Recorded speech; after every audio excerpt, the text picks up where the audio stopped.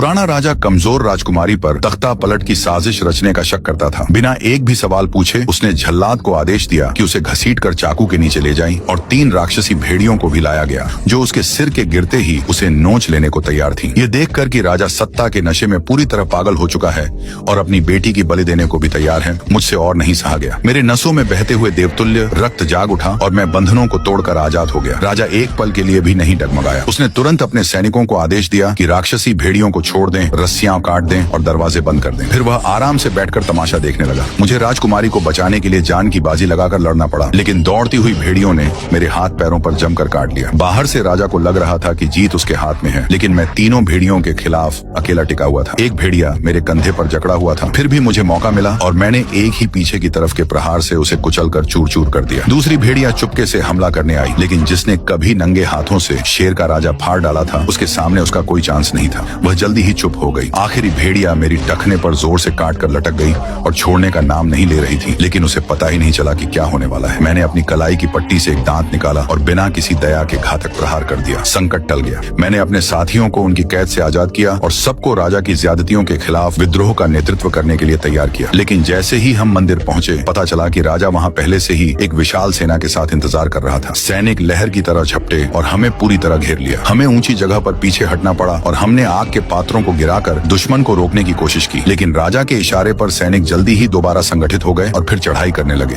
जब हालात बहुत गंभीर हो गए तो हमारे साथियों में से एक बुजुर्ग ने याद दिलाया कि वही तरकीब दोबारा इस्तेमाल करें। हमने अनंत दीपकों से मछली का तेल निकालकर लंबी सीढ़ियों पर फैला दिया। जलती हुई आग तेजी से नीचे की ओर फैली और पल भर में असंख्य लोगों की जान ले ली। फिर भी राजा टस से मस नहीं हुआ। उसने निर्दयी होकर अपने सैनिकों को ढालों की दीवार बनाकर ऊपर चढ़ते रहने का आदेश दिया।